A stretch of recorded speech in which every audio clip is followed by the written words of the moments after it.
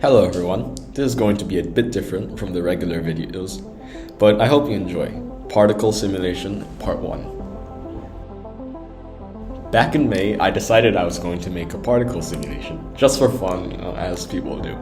It was heavily based around a channel called Pezzza's work, who has made numerous simulations, and I also was inspired by Seb Lague. Check out his coding adventure series, they're wonderful. Real-world programming is completely different from competitive programming and involves clean, readable, and organized code, which is something I had decidedly not learned very well at the time, being completely just doing competitive programming. So what better than a mini project to get started? The simulation the Chicken Man Pezzza used was done in C++ and SFML, perfect for me to try and replicate. SFML, as its name suggests, is a simple multimedia library. I started off with it by creating a scene in a separate render class with a black background and adding a blue particle to it. Then in my main code, I created the window and made the renderer render the scene.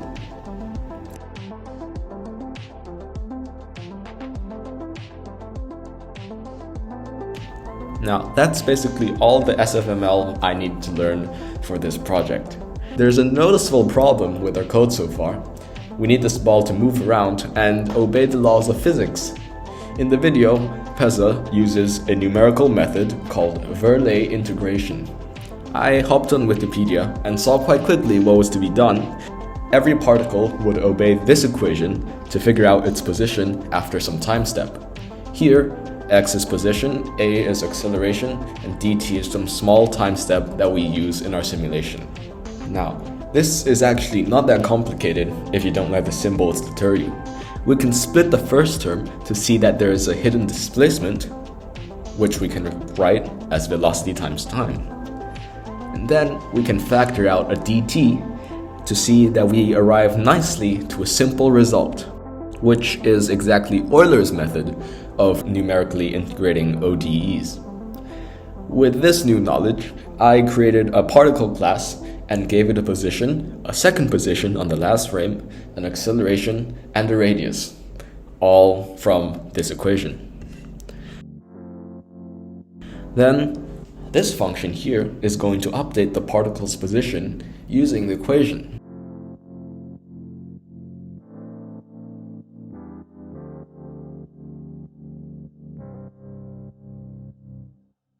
I also added a couple others to accelerate it, set or modify its velocity, and also to retrieve its velocity, which will all be used later.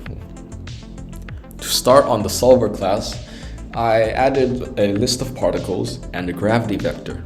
Also, for a dt, I simply set it to 1/60th of a second or 60 fps. Then, to spawn particles, I added this function, which takes in the particle's position and radius. Then I wrote an update function to apply gravity to each particle and then update each particle every frame.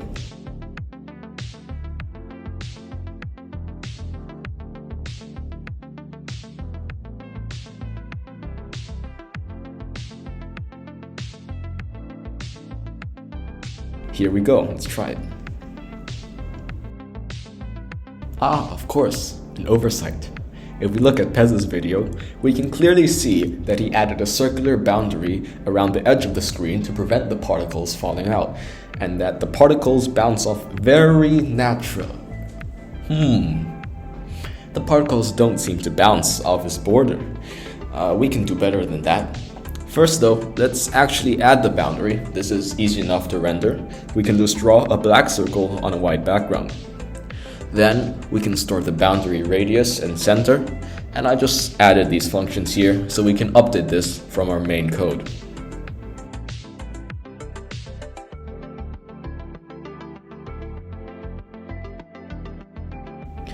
Now I'll add a boundary check into the update function after we apply gravity.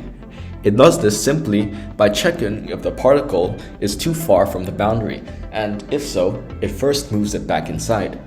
Now we have to do some magic to its velocity to make it bounce that requires some vector math.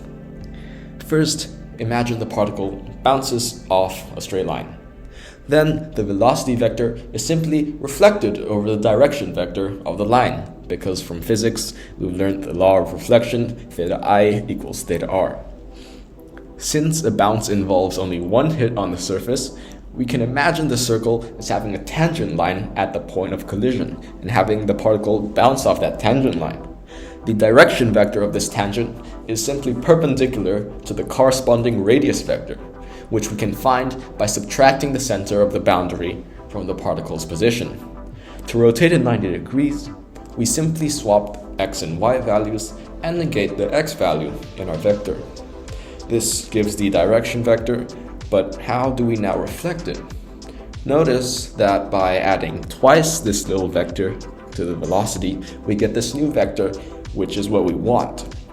This little vector can be found using the dot product, but to make the calculations easier, we can first normalize the vector we're reflecting across to make its magnitude equal to 1.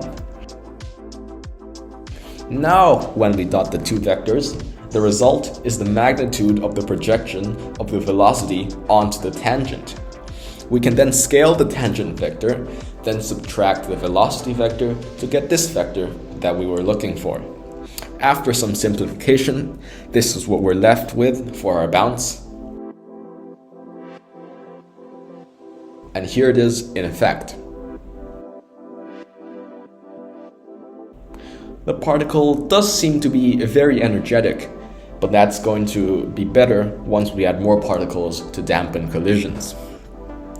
It's a bit boring just watching a single particle do its thing though, so let's add two quick functions that push and pull the particle towards the mouse when left and right click are pressed.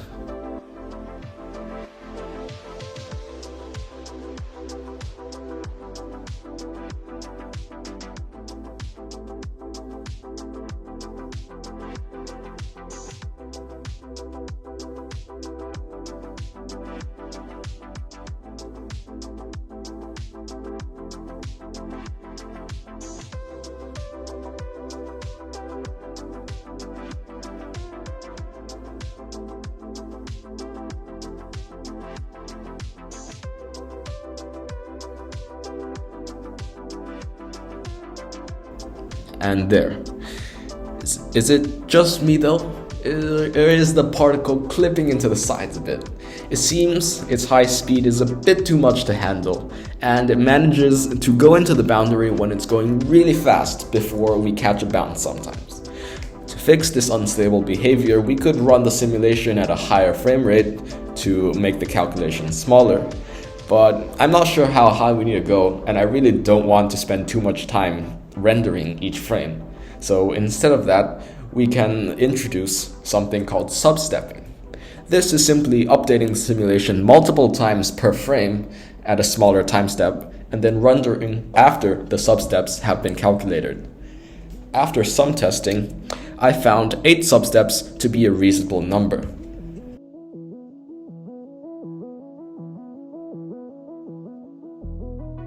Much better. Let's add more particles. 100 particles seems good to begin with. In the main function, I added this bit of code to spawn a new particle with some initial velocity after some time's passed after the previous particle was spawned.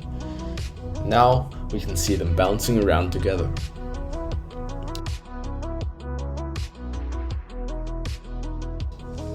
It's time to add collision detection to our particles. Unlike bouncing off a border, we can't just do the same vector calculations to set the velocity, because a particle may be touching multiple others at once, and in the end, would only bounce off the one that the code checked last. Instead, we'll have to move the particles apart. We can check all pairs of particles and check the distance between them.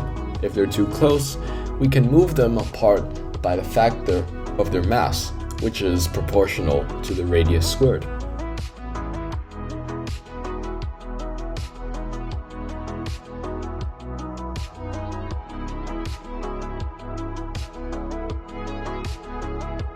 Let's try this. Well, that was easy.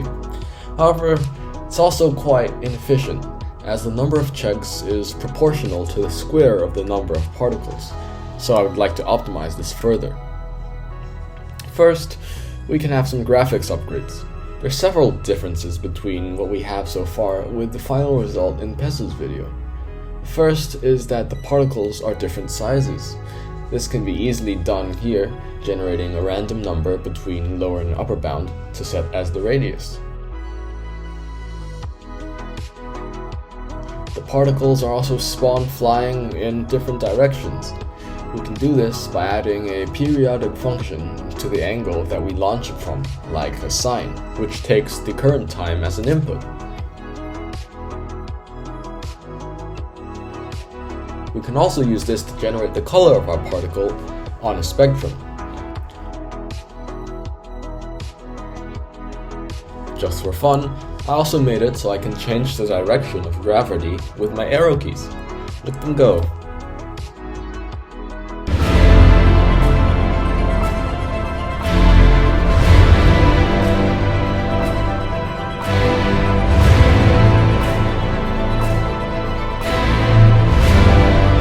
To test our current performance, I added this code to measure the time spent on each frame. At 100 particles, this runs comfortably at 60 frames per second, but at 2000, we tank to 20 frames per second, and it'll only get worse from there. At 5000, I think this will be around 3 FPS at best. Now it's time to talk about how I optimize this thing.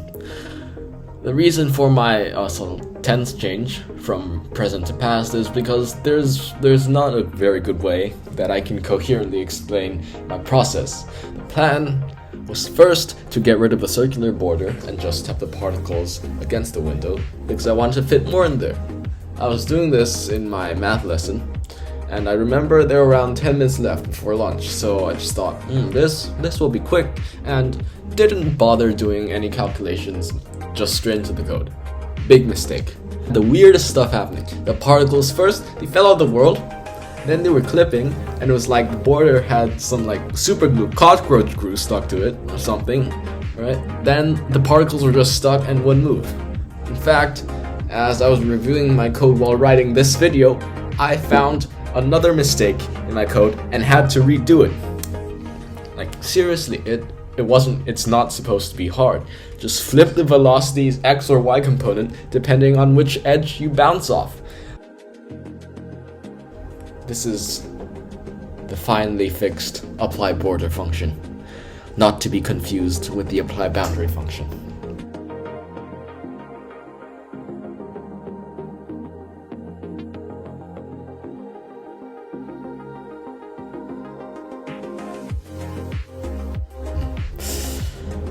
But you know what's next? The grid hashing. It sounds simple in principle. You split your window into grid, you store the particles in each cell, so for each particle, you only have to check up to 9 adjacent cells for collisions instead of the whole screen. It is simple in reality, but somehow this took 4 times longer than I thought it would. 6 hours at least went into this. Look at some of these. Just this. What's happening here?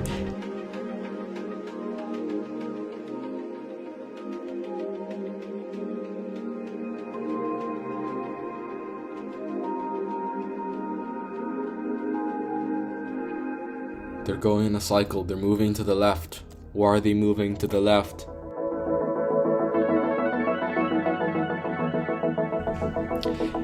It refused to work for days. This being my first exploration attempt at such a project in deep uncharted territory meant I made mistakes left and right. For hours, I read endless lines of numbers, comparing the data with and without grid hashing, everything from positions to acceleration to different lists, reviewing screenshots and recordings, hoping for a sign of what I was doing wrong. But nothing worked. And then this happened.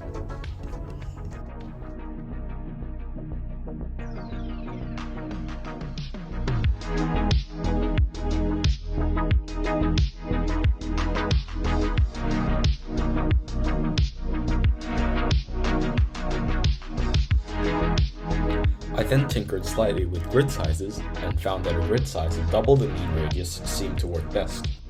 Looking at the performance, with over 1,000 particles, this takes only 6 milliseconds to calculate for each frame, which is over 8 times faster than before.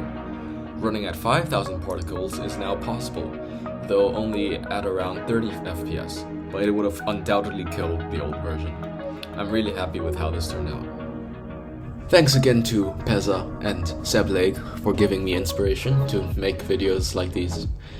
Next up, I'd like to add multi-threading and maybe change this into a fluid simulation. So, I'll see you then.